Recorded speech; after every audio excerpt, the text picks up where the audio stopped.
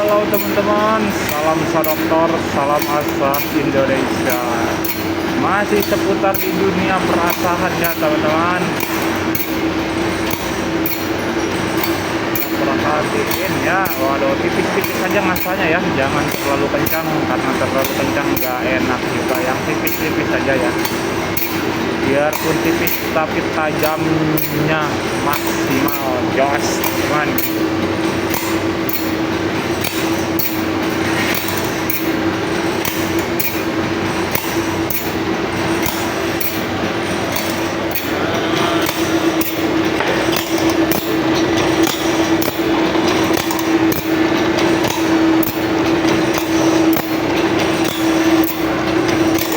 Untuk gergaji kerapatan matanya ya,